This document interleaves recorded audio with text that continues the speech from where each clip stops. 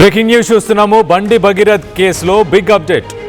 పోలీసుల విచారణకి మరి కేంద్ర మంత్రి బండి సంజయ్ అటెండ్ అవబోతున్నారా? బండి సంజయ్తో పాటు మాజీ జర్నలిస్ట్ సంగప్ప వీరిద్దరి స్టేట్మెంట్ని రికార్డ్ చేసే అవకాశం ఉంది. బాధితురాలి తల్లి ప్రెస్ నెట్లో చాలా క్లియర్గా బండి సంజయ్ అలాగే సంగప్ప వీరిద్దరి గురించి ప్రస్తావించింది.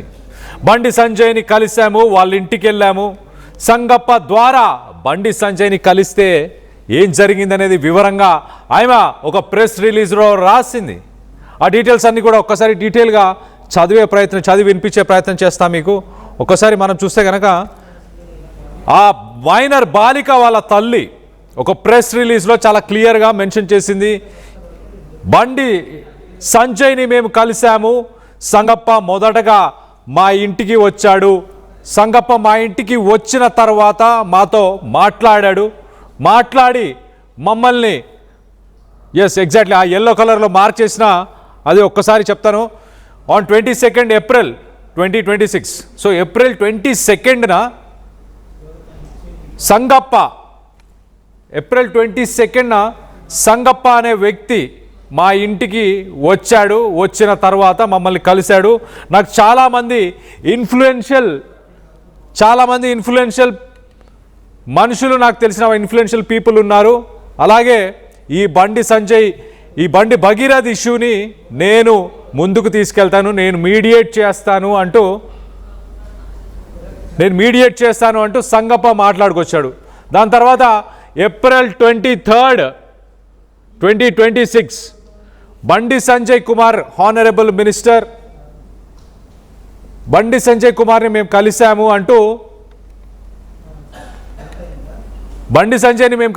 అంటూ ఆ బాధితురాలు తల్లి చెప్పింది. కలిసిన తర్వాత ఏం జరిగింది? కలిసిన తర్వాత సంగప్ప ద్వారా సంజయ్ని కలిస్తే బండి సంజయ్ తమని అవమానించడమే కాకుండా బెదిరింపులకు కూడా దిగారంటూ బాధితురాలి తల్లి పేర్కొంది. కేసు దర్యాప్తుపై డీసీపీ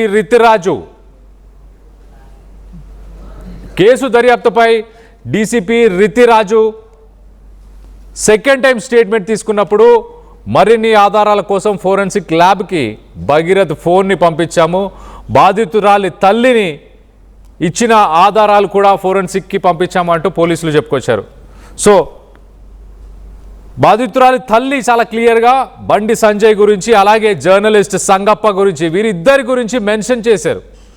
మరి వారిద్దరిని ఇన్వెస్టిగేషన్కి పిలిచే అవకాశం ఖచ్చితంగా ఉంది అంటూ విశ్లేషకులు చెప్పుకొస్తున్నారు. సో మొత్తం మీద దీనికి సంబంధించి ఆర్ఎస్ ప్రవీణ్ ముందుగా మాట్లాడినప్పుడు ఆర్ఎస్ ప్రవీణ్ కూడా వీళ్ళ గురించి ప్రస్తావించాడు. ఒకసారి ఆర్ఎస్ ప్రవీణ్ ఏం మాట్లాడాడో ఒక్కసారి వినే ప్రయత్నం చేద్దాం.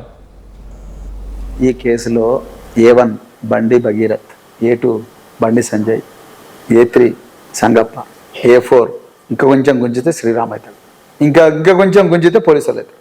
ఈ కేసులో A1 బండి Bhagirath, A2 Bandi Sanjay, A3 Sangappa, A4 ఇంకా కొంచెం గుంజితే శ్రీరామ్ అవుతాడు, ఇంకా కొంచెం గుంజితే పోలీసు వాళ్ళు అవుతారు. రైట్, ఆర్ఎస్ ప్రవీణ్ కూడా మరి వీళ్ళ పేర్లే తీస్తున్నాడు. A1, A2, A3 మొత్తంగా బండి భగీరథ్, బండి సంజయ్ అలాగే సంగప్ప, నాలుగో వ్యక్తి పేరు కూడా చేర్చాలి అంటే నిర్మల్లో కేసు పెట్టిన సీతారాం అనే మరొక వ్యక్తి పేరు. సో మొత్తంగా ఈ ముగ్గురు పేర్లే ఇటు ఆర్ఎస్ ప్రవీణ్ కూడా చెప్పుకొస్తున్నారు. దీని గురించి కొంత డీటెయిల్గా మాట్లాడుకునే ప్రయత్నం చేద్దాం. ఇటు మా ప్రతినిధి ఇన్నారెడ్డి అందుబాటులో ఉన్నారు, ఇన్నారెడ్డితో మాట్లాడి తెలుసుకునే ప్రయత్నం చేద్దాం. ఇన్నారెడ్డి చెప్పండి, ఎలా చూడాలి A1, A2, A3 అంటూ ఆర్ఎస్ ప్రవీణ్ చెప్పినట్టుగానే మరి బాధితురాలు తల్లి కూడా ఆ లెటర్లో మెన్షన్ చేసింది, చాలా క్లియర్గా మెన్షన్ చేసింది. ఆ లెటర్లో మేము ఏ రోజు ఏప్రిల్ 22న సంగప్ప మా ఇంటికి వచ్చాడు, ఏప్రిల్ 23న మేము బండి సంజయ్ని కలవడానికి వెళ్ళాము, దాని తర్వాత ఆయన నుంచి మేము కొంత హ్యుమానిటీని ఎక్స్పెక్ట్ చేశాము, కొంత రీఅష్యూరెన్స్ని ఎక్స్పెక్ట్ చేశాము అంటూ ఆమె రాసుకొచ్చింది. సో బండి సంజయ్ని కానీ సంగప్పని కానీ విచారణ కోసం పిలిచే అవకాశం ఉందంటారా? ఖచ్చితంగా కళ్యాణ్, మనం ఈ కేసు విషయంలో మనం గమనిస్తే ఈ కేసులో ప్రధానంగా ఆరోపణలు ఎదుర్కొన్న వ్యక్తి బండి భగీరథ కాబట్టి దానికి సంబంధించిన సాక్ష్యాధారాలు తర్వాత బాధితురాలు తల్లి ఇచ్చిన సమాచారం మేరకు ఆయన అరెస్ట్ చేసి రిమాండ్ చేయడం కూడా జరిగింది. దాని తర్వాత ఫర్దర్ ఇన్వెస్టిగేషన్ అన్న విషయానికి మనకు వస్తే ఖచ్చితంగా దీంట్లో ఆరోపణలు ఎదుర్కొంటున్న వారు ఇన్వాల్వ్మెంట్ అయి ఉన్నారని చెప్పన్న వ్యక్తుల మీద ఖచ్చితంగా విచారణ జరగడం అనేది లీగల్ ప్రొసీడింగ్స్ లో భాగం అది. సో ఇప్పుడు మీరు ప్రవీణ్ గారు చెప్పినట్టు A1, A2, A3 అనే విషయం మీద దాన్ని అనౌన్స్ చేయాల్సింది పోలీసులే కాబట్టి మరి ఆ విషయం మీద పోలీసులు విచారణ వాట్ నెక్స్ట్ అంటే ఈరోజు ఏం జరగబోతున్న దాని మీద మనం ఒకసారి పరిశీలిస్తే ప్రధానంగా దీంట్లో ఈ కేసు విషయంలో నెక్స్ట్ బండి సంజయ్ గారిని కూడా విచారించే అవకాశం ఉంది. అలాగనే ఈ విషయంలో బండి సంజయ్ గారి దగ్గరికి సంగప్ప అనే ఒక సీనియర్ జర్నలిస్ట్ ఆయన్ని తీసుకెళ్లారు. తర్వాత వీళ్ళిద్దరిని ఆ క్రమంలో ఆయన అసభ్యకరంగా మాట్లాడాడు, దూషించాడని చెప్పిస్తున్న విషయాన్ని కూడా బాధితురాలి మదర్ ఏమైతే ఉందో ఆమె ఫిర్యాదు పేర్కొంది. కాబట్టి ఖచ్చితంగా జరిగిన విషయాలన్నింటి మీద విచారణ జరిపి ఆ విషయాలను రూఢి చేసుకోవాల్సిన బాధ్యత ఇన్వెస్టిగేషన్ ఆఫీసర్ మీద ఉంది.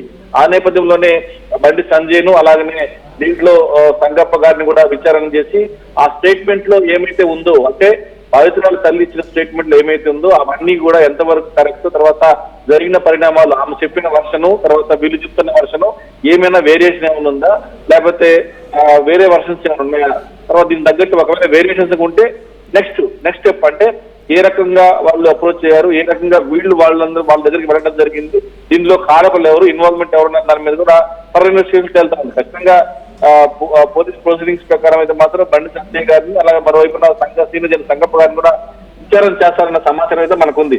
సో దీనికి సంబంధించి బండి సంజయ్ తను అవమానించాడు, బెదిరింపులు దిగారని చెప్పి అన్న విషయం పేర్కొంది కాబట్టి ఆ దిశగా నిజంగానే బెదిరించారా, తర్వాత బెదిరింపులు పాల్పడ్డారన్న విషయం మీద ఖచ్చితంగా విచారణ చేస్తారు. ఇదే కాకుండా కేసు దర్యాప్తు మీద డీసీపీ రితురాజ్ IPS మహిళా అధికారిని ఇన్వాల్వ్మెంట్ ఉన్నారు కాబట్టి ఈ సంబంధించిన మరిన్ని వివరాల కోసం ఈ మొబైల్ లో ఫోరెన్సిక్ ల్యాబ్ పంపించడం జరిగింది.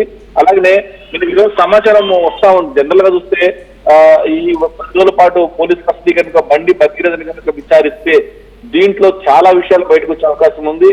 మొన్న సమయం లేదు, ఆయన అరెస్ట్ అయిన తర్వాత ఆయన విచారించడానికి తర్వాత 20 గంటలు రిమాండ్ చేయాలి. తర్వాత ఇమీడియట్ గా అరెస్ట్ అయిన తర్వాత స్టేట్మెంట్ రికార్డ్ చేసుకుని ఇమీడియట్ గా జడ్జి ముందు ప్రొడ్యూస్ చేసి నైటే ఆయన్ను తరలించడం జరిగింది, జ్యుడిషియల్ రిమాండ్ తరలించడం జరిగింది. సో ఫర్దర్ గా ఇంకా ఎక్కువ డీటెయిల్స్ రావాలి అంటే వీళ్ళు చెప్పిన వివరాలు ఏమైతే ఉన్నాయండి, బాధితురాలు ఇచ్చిన స్టేట్మెంట్ 2 సార్లు స్టేట్మెంట్ ఇచ్చింది. IPS ఆఫీసర్ గారికి 2 సార్లు స్టేట్మెంట్ ఇచ్చింది. ఆ 2 సార్లు ఇచ్చిన స్టేట్మెంట్ లో తర్వాత వాళ్ళ మధ్య ఇచ్చిన స్టేట్మెంట్ ఇప్పటివరకు సేకరించిన ఆధారాలు కూడి చేసడానికి కూడా ఎవరైతే బండి భగీరథను పోలీస్ కస్టడీ తీసుకుని సీన్ రీకన్స్ట్రక్షన్ చేసే అవకాశం ఉంది. అంటే ఎక్కడెక్కడ ఎలా పాల్గొన్నారు, తర్వాత ఎవరెవరు ఉన్నారు, వాళ్ళతోటి ఎన్నిసార్లు వెళ్ళారు, ఏ సమయంలో దాని మీద బండి భగీరథని ప్రత్యక్షంగా ఆయా పుస్తకాలు తీసుకుని సీన్ రీకన్స్ట్రక్షన్ చేసే అవకాశం కూడా ఉంది. మొత్తం మీద ఈ విచారణలో భాగంగా ఈ సంగప్పను అలాగనే బండి సంజయ్ గారిని విచారించడమే కాకుండా ఈ రోజు మరి కోర్టులో పిటిషన్ 10 రోజులు కస్టడీ కావాలని మరి కోర్టు ఎన్ని రోజులు కస్టడీ ఇస్తుందో ఆ కస్టడీలో భాగంగా చాలా విషయాలు బయటకు వచ్చే అవకాశం ఉంది. ఇదే కాకుండా మరోవైపున కళ్యాణ్ ఈ సోషల్ మీడియాలో వస్తున్న ఫొటోస్ యాక్చువల్ గా మనం గతంలో చెప్పుకుంటూ ఉన్నాం, ఎవరైనా సరే ఫోక్సో కేసుకు సంబంధించిన వ్యక్తులకు పంపించిన పేర్లు కానీ ఫోటోలు కానీ రివీల్ చేయకూడదు, అది కూడా చాలా తీవ్రమైన నేరం. సో అలాంటి విషయంలో కూడా కొంతమంది కావాలని చెప్పేసి సోషల్ మీడియాలో పోస్ట్ చేయడం, కొన్ని బీజేపీ గ్రూపుల్లో కూడా ఈ అమ్మాయి గురించి కామెంట్ చేసిన విషయాలు కూడా బయటకు వచ్చినాయి. సో ఎవరు తీసుకొచ్చారు, తర్వాత దీంట్లో ప్రధానంగా మనం గమనిస్తే ఈ ఇన్వెస్టిగేషన్ లో భాగంగా స్నేహితుల ఇన్వాల్వ్మెంట్ చాలా కీలకంగా ఉంది. ఇప్పుడు మన ఇద్దరు ఫోటోలు దిగితేనే మన దగ్గరే ఉంటాయి, కానీ మూడో వ్యక్తులు అంటే మన ఇద్దరు ఎవరో ఫోటోలు సీరియస్ ఉండాలి. సో ఖచ్చితంగా స్నేహితులు ఇన్వాల్వ్మెంట్ ఉందని చెప్పని కూడా ఎప్పటికీ కొంత సమాచారం ఉంది. దానికి సంబంధించిన IP అడ్రస్లు, లొకేషన్ ట్రాకింగ్ అన్ని కూడా చేశారు.